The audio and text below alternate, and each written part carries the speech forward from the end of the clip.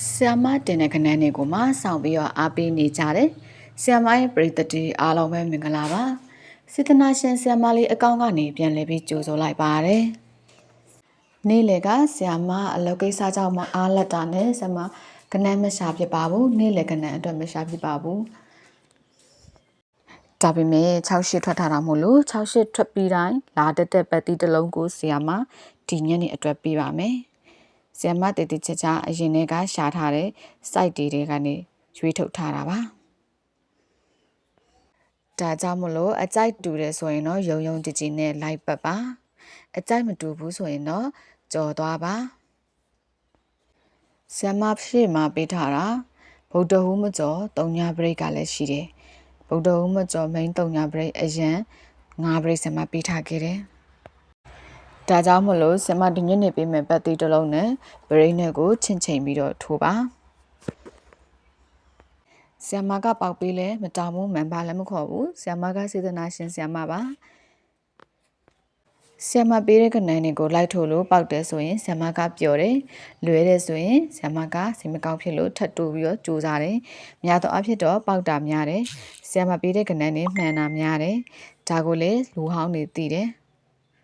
အခုမှအစ်စ်ဝင်လာတဲ့သူတွေကတော့မသိရင်အရှိရဗီဒီယိုလေးတွေကိုတစ်ချက်လေ့လာကြည့်ပါတော့ဆီယမကိုရုံရပါမလားဆီယမမှန်တာနည်းလားမှားတာနည်းလားမှန်တာများလားမှားတာများလားဒါတစ်ချက်အရှိရဗီဒီယိုတွေကိုလေ့လာကြည့်လို့ရပါတယ်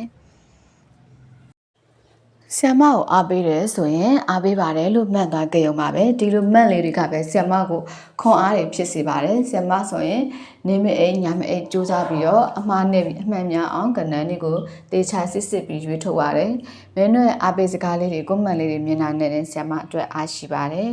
အခုဒီညနေအတွက်ဆီယမပတ်တီးတစ်လုံးပေးမယ်ဆီယမပေးထားတဲ့မွေးဘရိတ်နဲ့ချင်းချိန်ပြီးထိုးပါဆီယမက3ညပတ်တီးကြိုက်တယ်3ညပတ်တီးတစ်လုံးကြိုက်ပါတယ်3ညကိုပတ်ပါ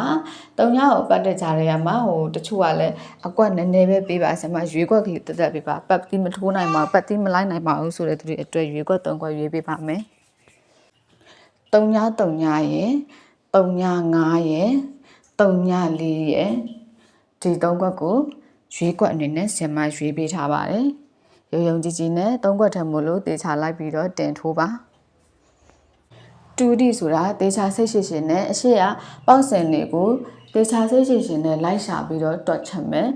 ညံနဲ့ထိုးမှန်ဆိုရင်အမျက်ကျန်ပါတယ်ဒီတိုင်းညံထိုးမှန်ဆိုရင်တော့ရှုံးတာများပါတယ်ဒီညနေတော့3ညပတ်တီးတစ်ခုကိုဆီယမအားရတယ်ဆီယမပေးထားတဲ့3ည4 3ည5 3ည3ညကိုတင်ထိုးပါဆီယမပေးတဲ့ကဏ္ဍနဲ့ပေါက်ကြပါစေလို့ဆီယမဆူတောင်းပေးလိုက်တယ်အားလုံးပဲအဆင်ပြေကြပါစေနော်